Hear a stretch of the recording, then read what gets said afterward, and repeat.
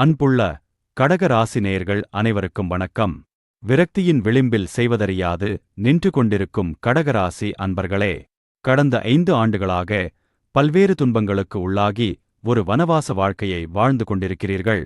தொழில் வியாபாரத்தில் தொடர்ந்து நஷ்டம், வேலை இழப்பு, கடன் தொல்லை, திருமணத்தடை, அதிகமான மருத்துவச் செலவுகள், குடும்பத்தில் நிம்மதியின்மை என்று கடகராசி அன்பர்கள் அனுபவிக்காத துன்பங்களே இல்லை. இவர்கள் அடைந்த துன்பங்களை விவரிக்க இந்த ஒரு பதிவு போதாது. விடிவு காலத்தை எதிர்நோக்கியிருக்கும் கடகராசினருக்கு 2026ஆம் ஆண்டு எப்படி இருக்கும் என்றால் 100% ராஜயோகத்தை அடையும் ஆண்டாக அமையப்போகிறது என்பதே உண்மை. அதே சமயம் பெரிய ஆபத்தும் உள்ளது. வீடியோவை முழுமையாக பாருங்கள். கடகராசினருக்கு ஆண்டு தொடக்கத்தில் 2 மாதங்கள் மட்டும் மந்தமாக இருக்கும். மார்ச் 2026லிருந்து 2028ஆம் ஆண்டு வரை உங்களுக்கு ராஜயோக வாழ்க்கை அமைவது நிச்சயம். இது சத்தியம். உங்களை பாடாய்ப்படுத்திய அஷ்டமச்சனி பாக்கியஸ்தானமான 9ஆம் இடத்திற்கு வரும்போது அற்புதமான பல யோகங்களை தரப்போகின்றார்.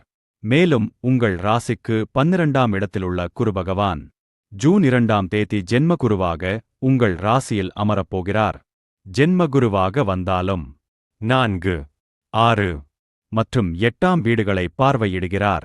ஜென்மகுருவின் இந்த பார்வைகள் உங்களுக்கு பல ஐஸ்வர்யங்களை வாரி வழங்கப் போகின்றன.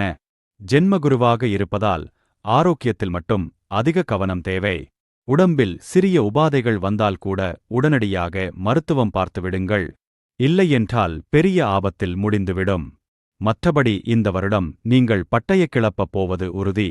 அடுத்த 3 ஆண்டுகள் குருவும் சனியும் பல ஐஸ்வர்யங்களை வாரி வழங்கப் போகின்றன.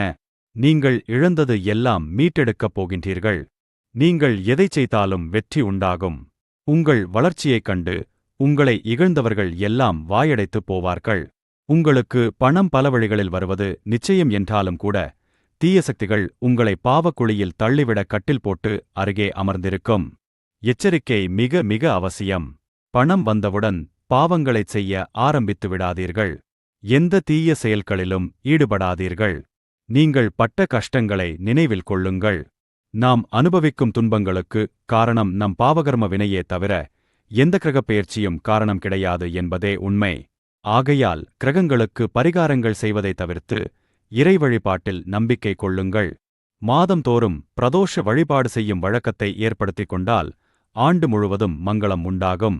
அன்பு கடகராசி அன்பர்களே, இந்த வீடியோ உங்களுக்கு பிடித்திருந்தால் சிவவாக்கு சேனலை சப்ஸ்கிரைப் செய்ய மறக்காதீர்கள். அதோடு வீடியோவை லைக் செய்து திருச்சிற்றம்பலம் என்று கமெண்ட் செய்யுங்கள். உங்கள் மதிப்புமிக்க ஆதரவிற்கு மிக்க நன்றி.